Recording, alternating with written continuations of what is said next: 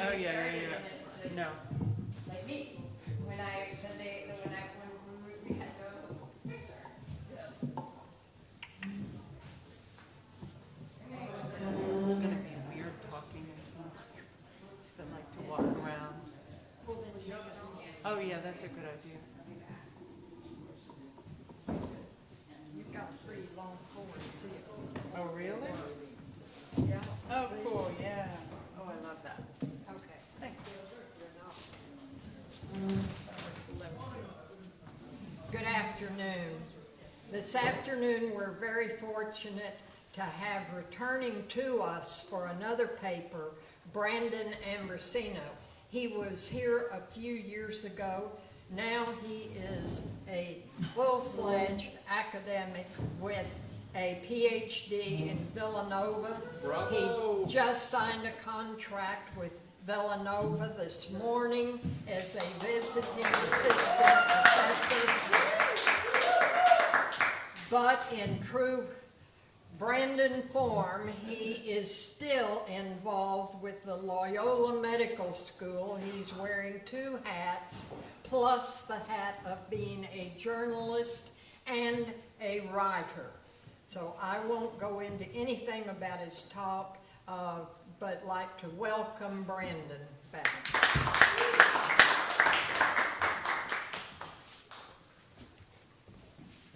Thank you. Maynard, when he accepted my paper, he told me I could bat cleanup, and I didn't know what that meant, so I asked a straight person, and he told me it just meant, you know, I'm going at the end, and the bases are loaded, so basically feel free to kind of change up my paper. So that's what I did.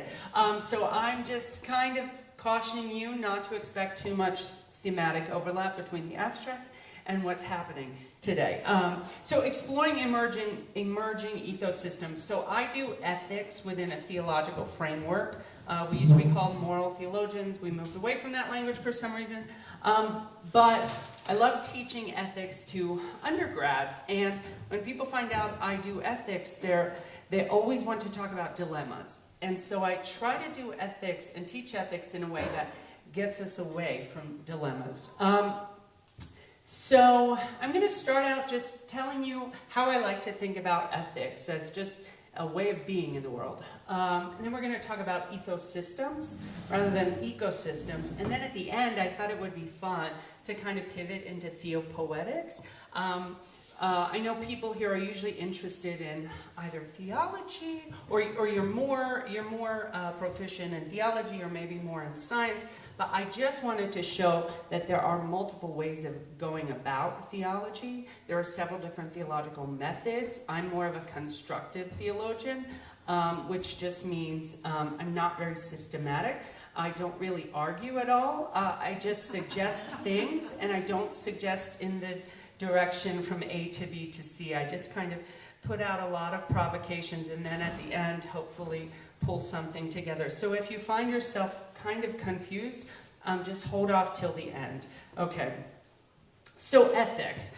A couple of months ago, I was working with a physical therapist. I hurt my knee, and I was working with her for a few months, and I got to know her pretty well, and she ran her clinic, and she asked me if I would put together a continuing ed course for her clinic, and I said, sure. So I wrote up a proposal, and I gave it to her, and she said, this is great. But she said, but could you go over ethical dilemmas? And I said, how many dilemmas are you facing as a physical therapist? But this is the way that we tend to think about ethics, right? Because everybody knows the classic trolley problem. Should I pull this lever and kill this one person, or pull it and kill 100 people? And so we're so focused on what philosophers call hard cases that we're distracted from just the fact that ethics is a way of life. Ethics is actually about creating a world, right? Susan Ross is a feminist theologian and ethicist, and she wrote a very small book called For the Beauty of the Earth. And she says the presentation of ourself is actually ethical. So that means when we are selecting our clothes in the morning, that's an ethical act. So I want us to just kind of open up the way that we're thinking about ethics. Now I just want to talk a little bit about the word queer as a verb, not a noun. I don't describe myself as queer. I am gay, but I don't think queer works as a noun. Queer is up to its best work when it's being parasitic, right? When it's taking whatever is and kind of twisting that and warping that, right? So when you queer something, you say, what's going on here in this thing? And then the second move is the important move. It's like Derrida's second reading of a text. It's, can something more be going on here, right?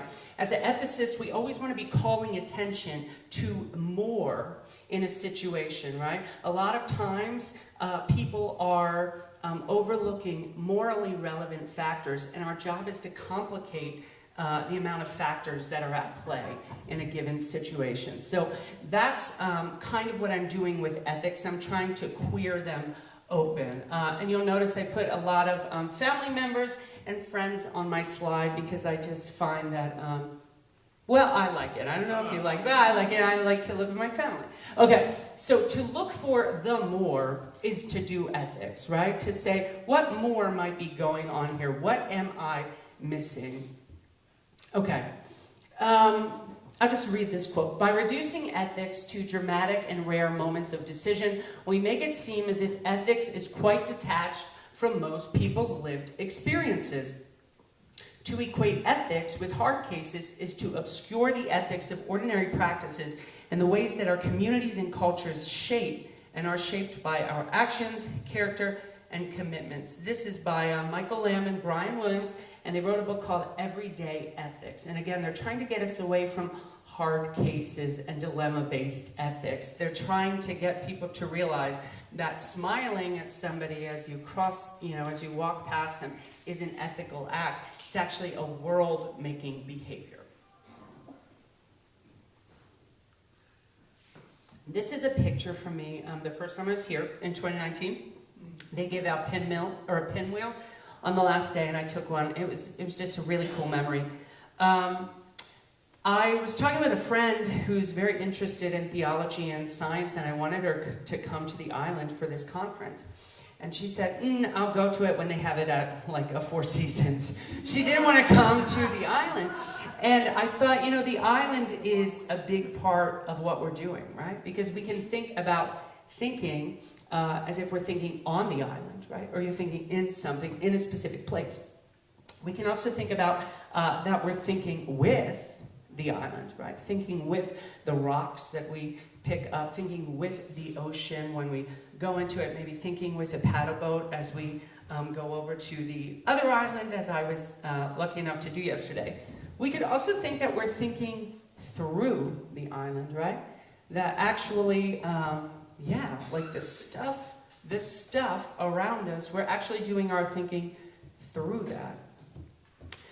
We think through our places. So originally my talk was going to be how human ethics emerged from the situation that was the emergence of Homo sapiens, but kind of took it in a different direction. But I still think it's important to realize that we think through our places, but also I was wondering, do our places think through us? Because we're really good as good human thinkers at separating the world into subjects and objects. And we're always the ones who are doing something. We're always the agents. The world is just out there, right? But what would it be like to reflect on our places actually doing the thinking? That our places are thinking through us. But I still have a problem with that because it's very tribal, because we're separating us versus the place where we are happening, right? This is a quote from Karen Barad, who's one of my favorite thinkers in the world. And they write in Meeting the Universe Halfway, they talk about intra-agential realism, which I'll get to in a few slides. But I like this, this quote: "We are part of one world in its differential becoming." right? The world isn't out there. We're not doing ethics in here, right? In the world, like we're inside of a container, right? Ethics is getting done. Ethics is getting itself done through the world's actions, through us. We're part of the one world in its differential becoming. Okay, the next like 2 slides are going to be tricky if you've not read Barat, so just take a picture and then we can talk about it at happy hour. But in classic physics, I guess classic ideals of cause and effect and interaction, you always have one thing, billiard ball A, acting on another, right? Billiard ball B. But for Barad, we actually don't pre-exist our encounters, right? That we both come to be in our mutual coming to be, right? And so she talks a lot about phenomena, right? So how does phenomena come to be? Well, phenomena comes to be as it acts on each other, right? Phenomena materializes in interaction, and this would be an example of an ontology of entanglement, right? That it's relationship all the way down. Barad is very interested in ethics, although in this book, Meeting the Universe Halfway, you have to get through like 800 pages before they get to ethics, but it's worth it. It's a really good payoff. But Barad has coined this ethico-onto-epistemology to just kind of name the fact that our ways of knowing and our ways of being and our ways of acting are all caught up with each other, right? So the classic example of this, Judith Butler talks about Nietzsche, who talks about lightning flashing. He says lightning doesn't flash. Lightning is the flash. There is no lightning behind the flash, right? The doer is a fiction that is added to the deed. What exists is the flash. But we essentialize flashing and we call it lightning, right? And so Barad wants to get away from that, right? Okay, so let's just read this together. The world is an open process of mattering through which mattering itself acquires meaning and form through the realization of different agential possibilities. Okay, so the question for Barad is, how does matter come to matter? Okay, now this is the nerdiest slide in my presentation. I think we'll make it through it. So Barad is a physicist, a quantum physicist, and she says, matter comes to matter when we make cuts in the world, when we enact cuts. Now, scientists classically would be enacting a cut in a lab, right? But Barad is opening this up beyond the lab and taking it into the laboratory of the world, right? So to make a cut is to make a resolution within the phenomenon of some inherent ontological indeterminacies to the exclusion of others. Okay. So we're actually dynamically reconfiguring the world when we make cuts. So here's a very simple example. If I were to ask each one of you to describe Star Island, you would all make different cuts. Some of you would actually talk about just the island, right? The actual place. Some of you might talk about this room or the hotel.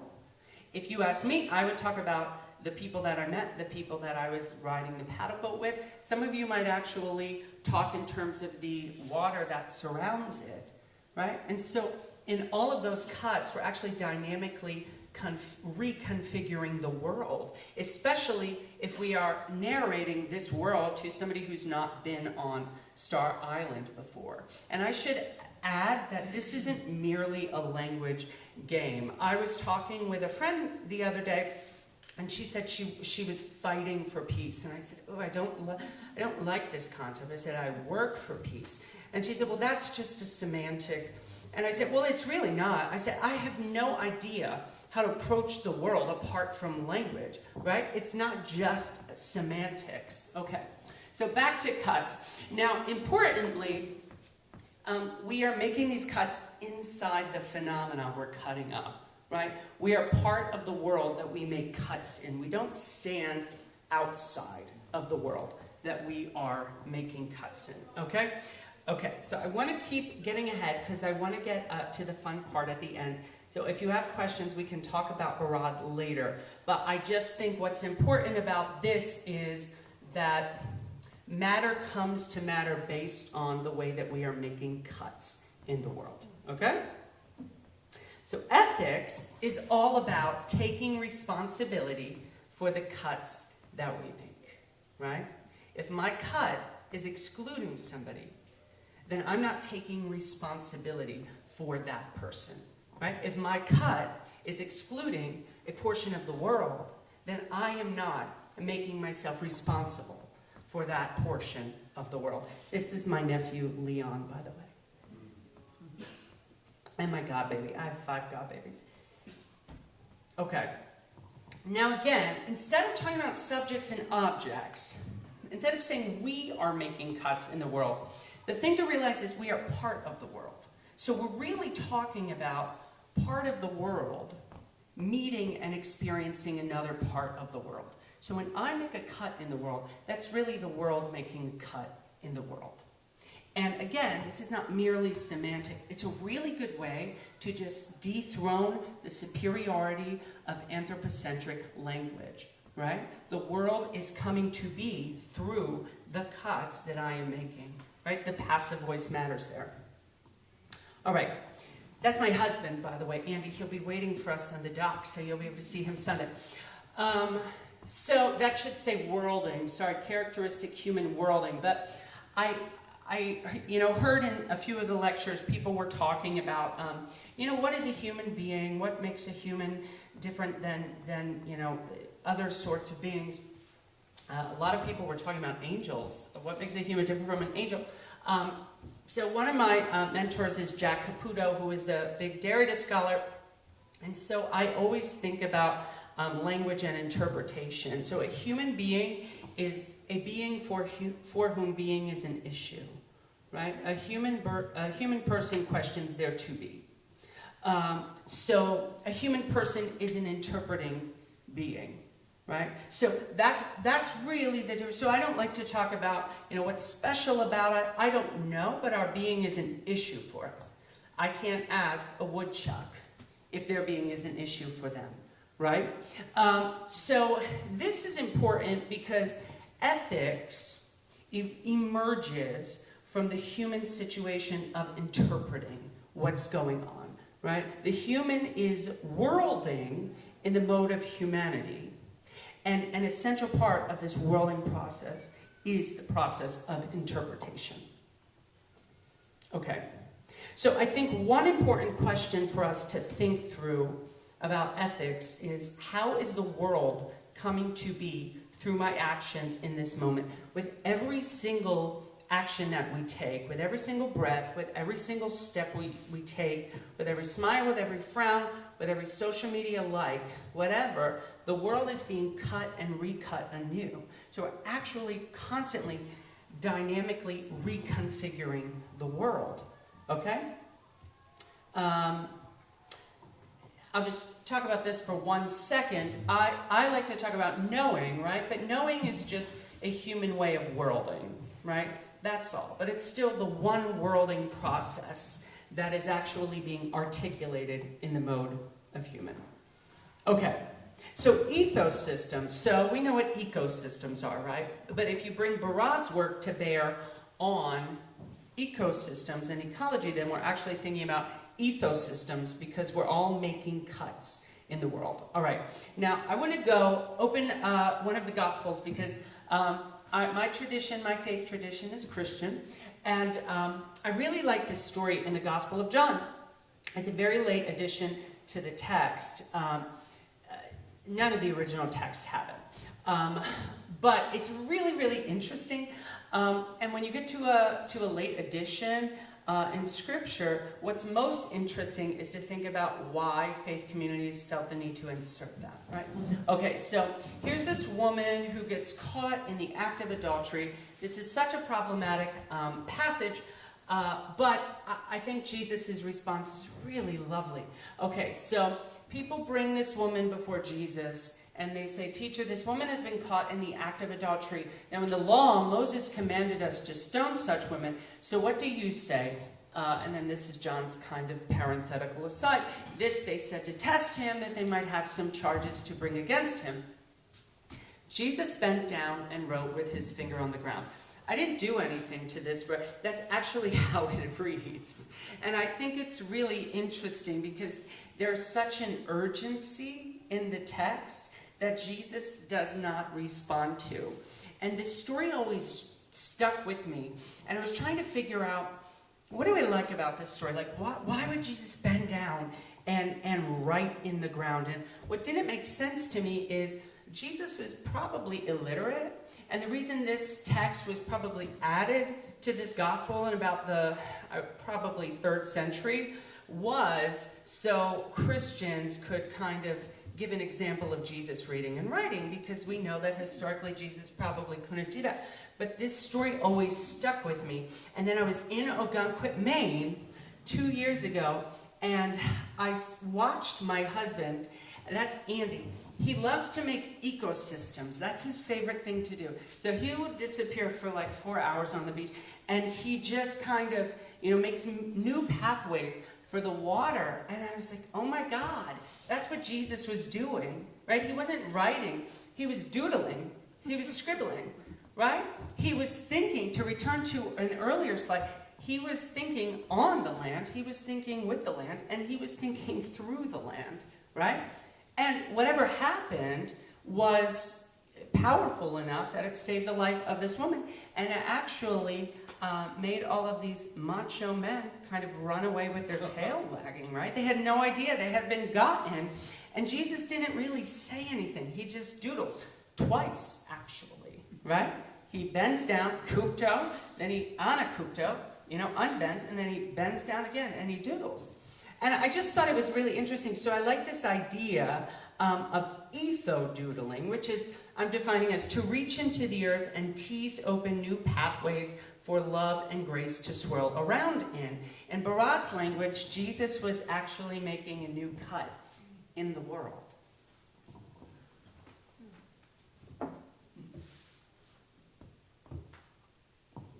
So, I just want to read these next 3 slides to you, and then I'll talk about it. It should not be surprising that ethics is derived from the Greek word ethos, meaning character and dwelling, or habitat. Dwelling is both a noun and a verb. My dwelling is both my habitat and my habitual way of life. My habitual way of life, ethos, or set of habits, determines my character. These habits are not given. They are constituted through the repetition of bodily acts, the character of which are governed by the habitat I occupy. From this understanding of ethos, ethics can be defined as the study and practice of that which constitutes one's habitat, or as the problematic of the constitution of one's embodied place in the world. That's a beautiful sentence. This whole book is incredible, but Rosalind Dipros wrote a book on feminist ethics, and I think what's key here is that ethics, when we're talking about ethics, right, for Aristotle, we're talking about habit. And habit and habitat are sharing the same root, which Rosalind picks up on, right? And so ethics has everything to do with where we're located.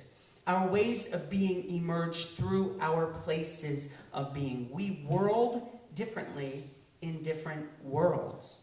Now here's the challenge: to world worthily. Deleuze says either ethics makes no sense at all, or this is what it means, and it has nothing else to say. Not to be unworthy of what happens to us, right? And here I hear Jack Caputos using the word event, right? So an event happens, and my ethic in that moment is whether or not I become worthy of the event that happens to me, right? And this event is always going to be located in a particular place, in a particular person. Jack says a person is a site of obligation, right? Every single site that I encounter, I have the option of being worthy of this confrontation or not worthy. So ethics, to become worthy of an event. All right. So this is where I really wanted to go, and this was, I thought I would just talk a little about Psalm 82, which is my favorite passage. And I heard a lot of people earlier this week talking about angels and thinking about divine beings. What's fascinating about Psalm 82 is it's a really very old text in the Hebrew Bible, and there are multitudes of gods in this text, right? One of the things we now realize is that Israel was not always monotheistic. They were incredibly, incredibly polytheistic. Monotheism was a hard-won achievement, and Psalm 82 tells us exactly how that happened. And I will just say this text always gets me, so I apologize if I lose it in the middle of it. So God takes a stand, Elohim, God takes a stand in the divine assembly, the council of El. In the midst of the gods, Elohim, Elohim, renders judgment. We have Elohim 3 times in this. Okay, so what's going on? So to just set the stage, we have a divine council which is presided over by El. And then we have the God who emerges as Israel's God, taking the stand, and he's going to bring charges against every single god. And what are the charges? Okay. How long will you judge dishonestly and show favor to the wicked?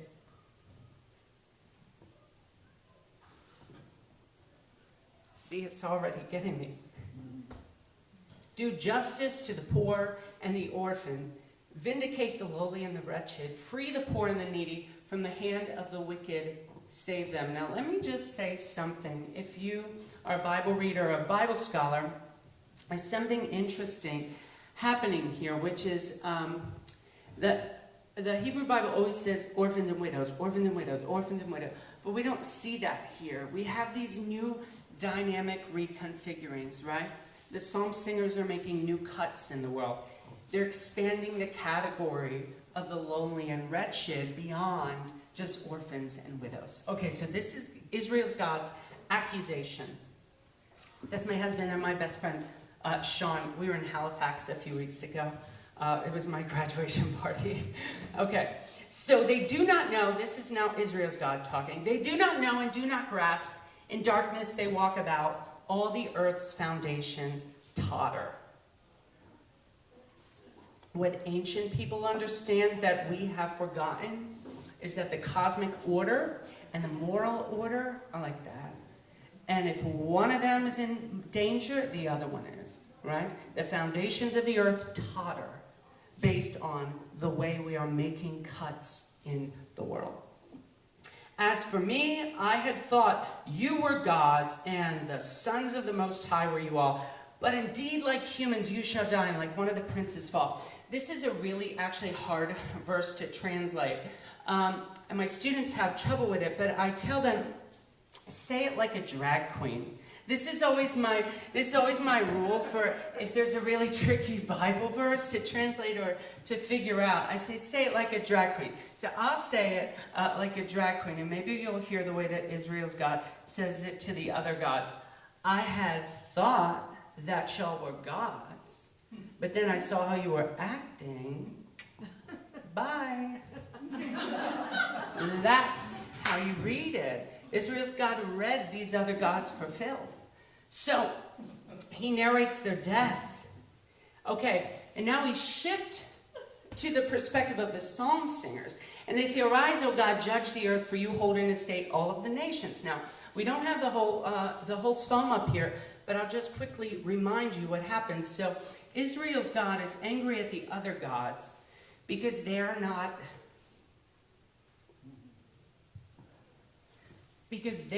loving the way that a God should. That in Psalm 82, we learn there's only one way to be God, and that is by loving. And that's how God becomes God. We were talking about, well, we weren't talking about it, Andrew, but I mentioned Marion. This verse, this is actually a poetic performance of Marion's claim that God loves before being, right? In this passage, which is remarkable. John Dominic Crossan calls Psalm 82 the most remarkable text in the whole Bible. Because God becomes God by outloving, right? Because God made cuts in the world that include the orphans and the widows. That's the vote. So God comes to be as he takes responsibility for the cuts he makes in the world. Judith Butler says that I, whatever we mean by this I am driven into being. My responsibility, and I write it like that. She doesn't write it that way. But because I want to show you that my responsibility is my response to another person who encounters me, right? A person is a site of obligation, and Deleuze would say, I am given the opportunity to become worthy of that event. So my responsibility is my capacity to be acted upon. So in Psalm 82, there's this lovely mutuality because Israel's God overthrows the entire pantheon. And we assume arises, but then the very last verse is where the psalm singers say, arise, O God, judge the earth. But it's always kind of very strange because he's arisen, right? So why would the psalm singers pray for God to arise if he's already arisen? The challenge in that poem is that, well, there's a risk, right?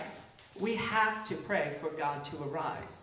And God comes to arise in our prayer for God to arise. God arises in our prayer for God to arise. God arises when we make new cuts in the world.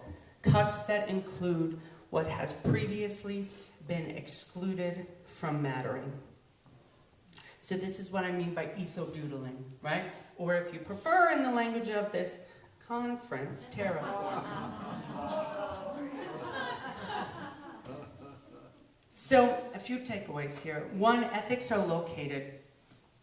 Eco-doodling or etho-doodling is contingent upon the place of doodling, right?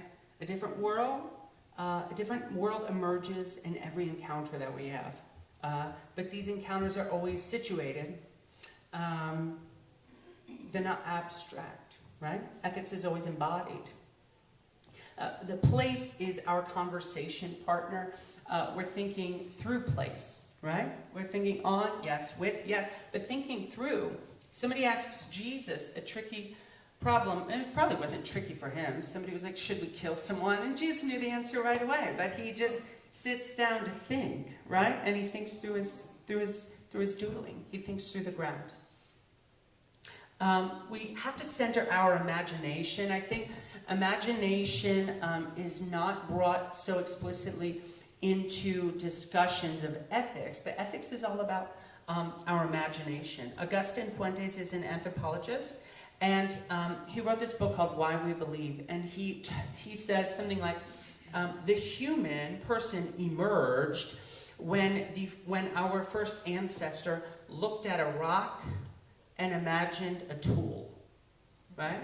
It was imagination that allowed us to take that leap into whatever comes next, right? And I'm not saying a hierarchical leap. It could just be like a headlong dive. Who knows? But the imagination is crucial, right? To make new cuts in the world, we have to be able to imagine what we want to include, right? Or, crucially, we'll have to imagine making a cut in the world that includes the people that we don't want to include, right? Our responsibility. Ethics is about my responsibility for the cuts that I make in the world. My responsibility is my response. Before I say anything, before I think, before I give you an intellectual answer to what you're saying to me, my response is my body, right? That's what I offer in this moment. I also, some ethicists following like Martha Nussbaum talk about ethics as improvised, right?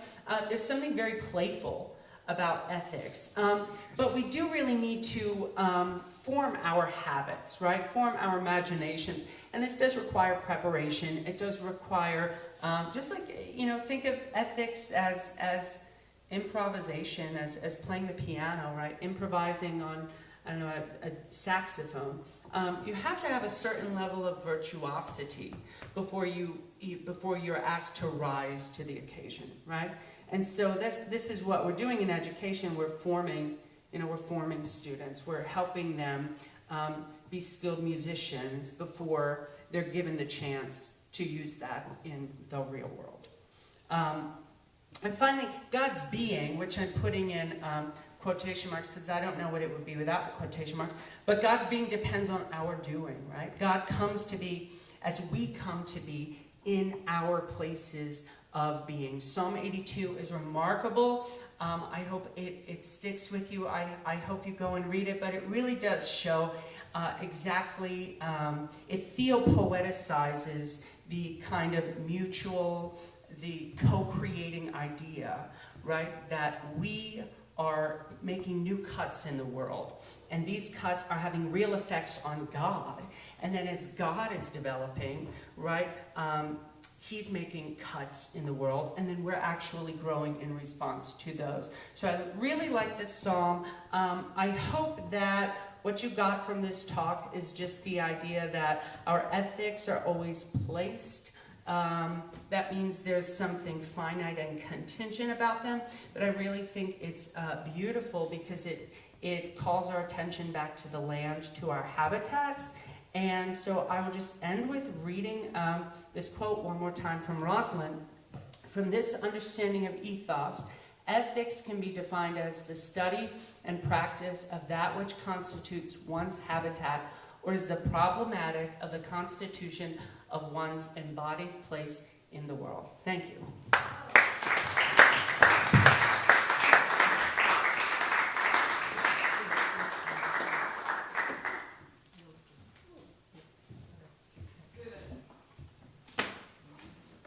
Thank you, Brandon. We are limited on the speaker, or else I don't know how to get it on. But we do have a speaker. We have time for a few questions. We've got a pretty long. Hey, thanks. That was really good. I just wanted to, I love the John passage, the woman caught in adultery. Jesus bends down, doodles, right? Scholars have argued, theologians, well, what is he doodling? Is he drawing a picture? Is he writing something down? Who knows? But the part you didn't mention, which I think is important, is right, Jesus is then pictured as standing back up and saying, if any of you is without sin, then you cast the first stone. So I kind of like the way you put it, should we kill this person?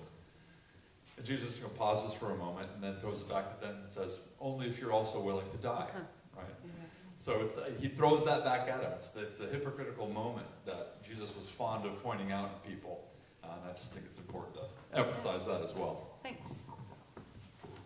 Other? Is this Do you want me to hand that? Yeah, see if you can get Is that it on? to do Is it it. working? There's one over. I don't think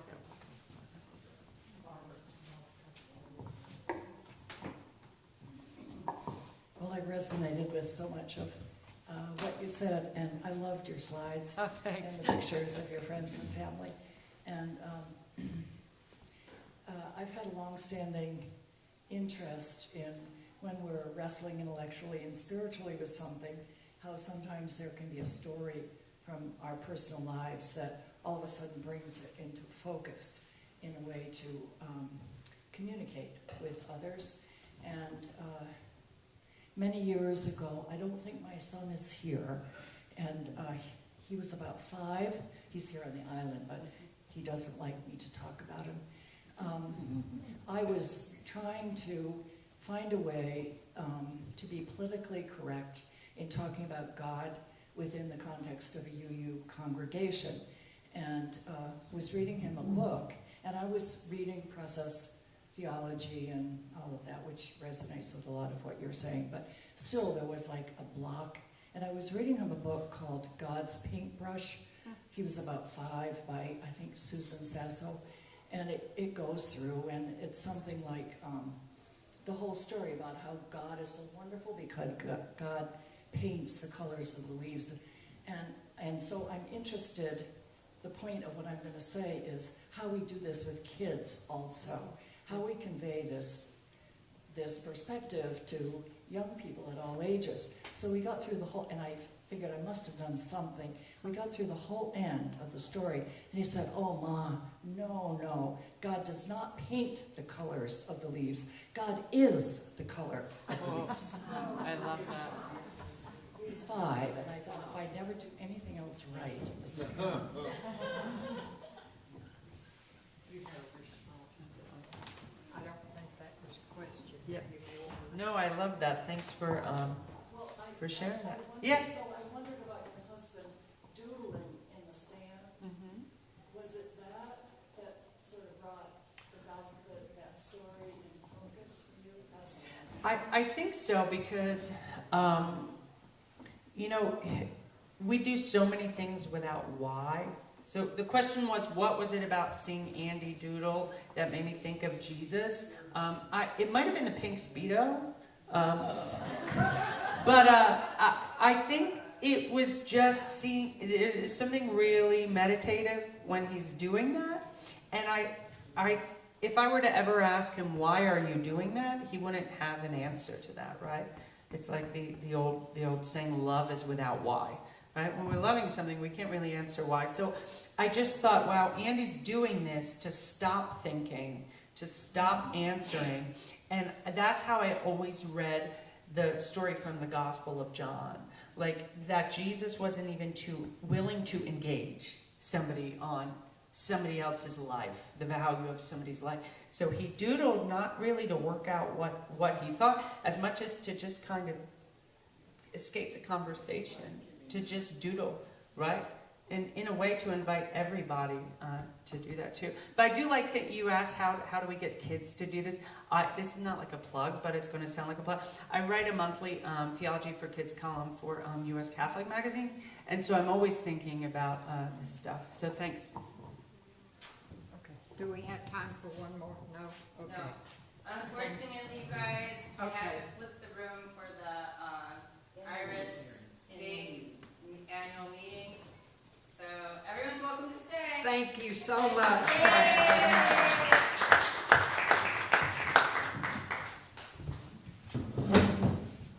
Good job. Thank you. Okay. Good. You need any AV help? No, I don't think so. No, this is nice. So I know we have to do this. I think we're good. Do you need audio or just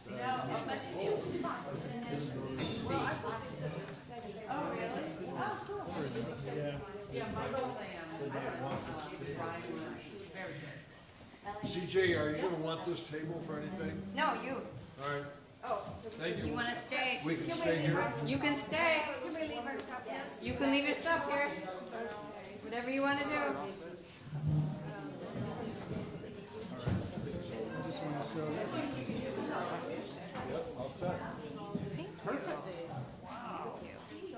But I'm not, I don't think I'm first. Yeah, well, so all I really need to do is just pop it. Yep.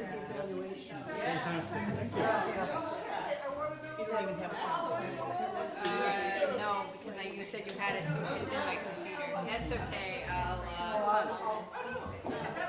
It's okay. No, that's okay. I'll just.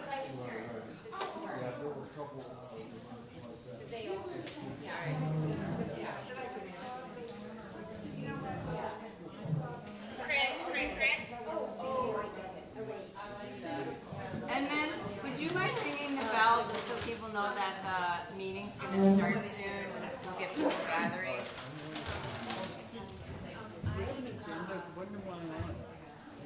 Well, we have an agenda, but my agenda's in the computer, and I thought it was going to get printed, but it didn't get printed. And my computer is set up already for our Zoom meeting, so no. Your report was first, and then Yeah.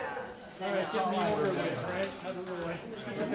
just go through the organization. So I have a, could you just, Yeah, this one's on. definitely. Yeah. So, just remind people to sign this. I'm just gonna pass it around, but I'm gonna wait till, well, I'll pass it around. Yeah, I was going to sign my name. Oh, yeah. Hey, I'm here. I was gonna sign it for you, but that's part of the forgery. So, So we are starting to gather for the membership meeting, and so we'd like to, if you're part of IRAS, stay. If you're not part of IRAS, you're welcome to stay. Maybe you want to become part of IRAS, we would really like you. This is not going to be a super long meeting. Fortunately, I think